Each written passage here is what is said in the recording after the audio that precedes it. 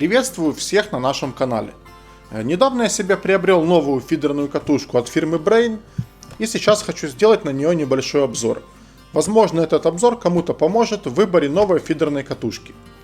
Итак, начнем с названия. Как я уже сказал, фирма называется Brain, а модель катушки называется Apex. Размер катушки 5000, катушка с передним фрикционом. Открываем коробочку. Здесь мы сразу видим такая небольшая схема. И здесь написаны все детали, которые находятся на этой схеме. Так, в коробочке у нас находится вторая шпуля. Она также металлическая.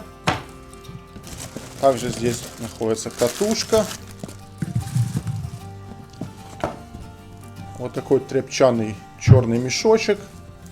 Так же, как и в большинстве катушек. И вот такая вот бумажка. Здесь у нас схема. Это такая же схема, как и на коробке, только здесь она более подробная, более крупного размера. И, кстати, это очень хорошо. Вот таких схем не хватает в большинстве катушек, потому как бывает, делаешь профилактику, там смазываешь, и что-то, где-то какая-то шайбочка незаметно выпала, и ты уже не знаешь, откуда она выпала, как ее ставить. А если она еще не симметричная, то, как правило, трудно понять, какой стороной она вставляется. Поэтому такую схему сразу советую, не выбрасывайте, а где-нибудь храните. Так, теперь смотрим саму катушку. Мы сразу видим, что катушка в таком довольно современном дизайне. Она такая черная, агрессивная. Здесь на шпуле находится название модели этой катушки оранжевым цветом. Тоже довольно так по-дизайнерски сделано. Это, в принципе, не самое главное. Давайте разберемся по ее техническим характеристикам. Эта катушка имеет передаточное число 4,9 к 1. То есть это означает, что катушка довольно тяговая. Также эта катушка имеет 6 подшипников. 6 плюс 1. А вот здесь написано. Это имеется в виду, что в ней стоит 6 шариковых подшипников и 1 роликовый подшипник в обгонной муфте, который отвечает за вот этот задний стопор. А шариковые подшипники, один подшипник находится в кнобе, один подшипник находится вот здесь на основной оси, 2 подшипника на основной шестерне, один вот с этой стороны и один вот с вот этой стороны.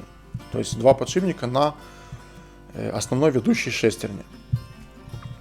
И 2 подшипника стоит в ролике лесоукладывателя.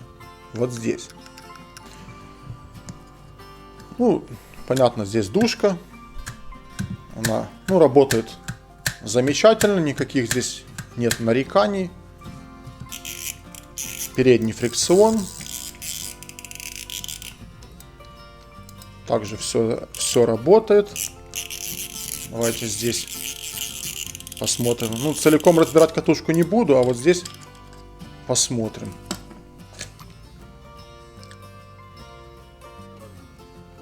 И вот еще одна. Я даже об этом не знал. Очень одна интересная особенность. Вот сейчас в большинстве катушек, от разных фирм, стоят вот такие замечательные металлические клипсы.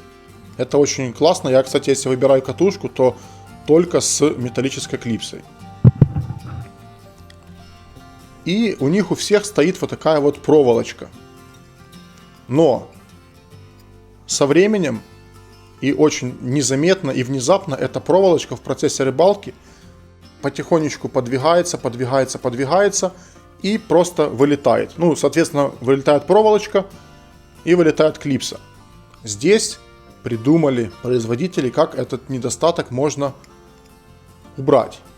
Они просто взяли здесь, закрутили винтик, в шпулю, так, чтобы это было как-то видно. Ну вот, закрутили винтик и вокруг него намотали одну сторону проволоки. И получается, что пока этот винтик здесь вкручен, эта проволока не сдвинется ни в одну сторону. И понятно, что клипса никуда не денется. Итак, ну здесь вот такое вот. Ничего как бы особенного, все стандартно, стоит гайка, которая держит ротор. Ее фиксирует винт, эту гайку. Здесь вот такая вот типа, ну, шестереночка для трещотки. И как бы все.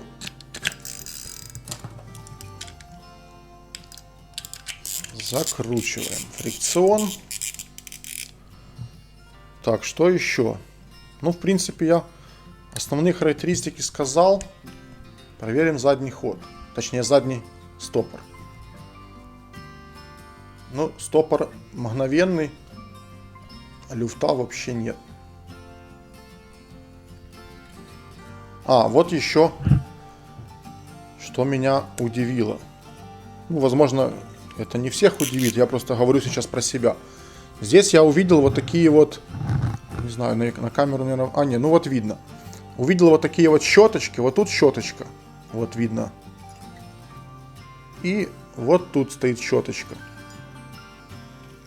с внутренней стороны ротора. Вот, щеточка и щеточка. Я вначале очень удивился, потому как ни в одной из моих катушек не было таких щеточек, и я по неопытности подумал, что, возможно, эти щеточки вытирают нашу шпулю от какой-то там грязи, от вот этой зелени, которая водоросли оставляют. Но потом я узнал, что эти щеточки нужны для того, чтобы шнур, ну или леска, смотря что здесь будет намотано, не попадали под шпулю. Вот сюда.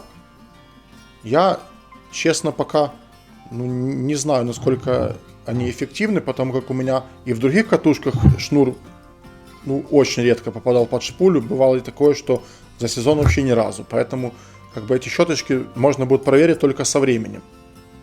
Вот так.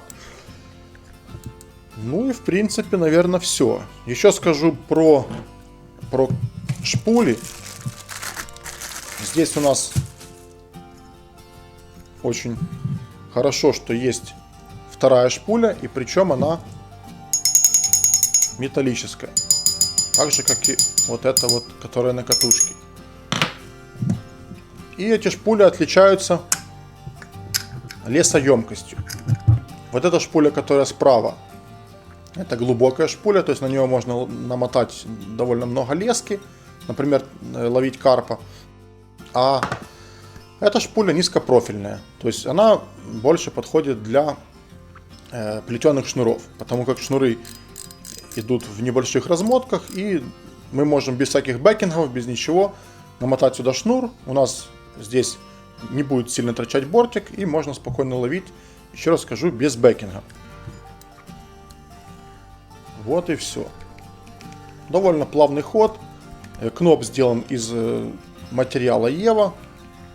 Хорошо лежит в руке.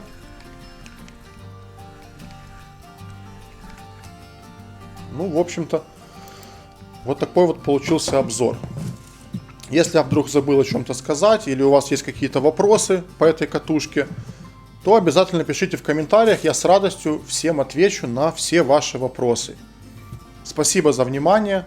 Подписывайтесь на наш канал. Смотрите много интересного видео. До новых встреч!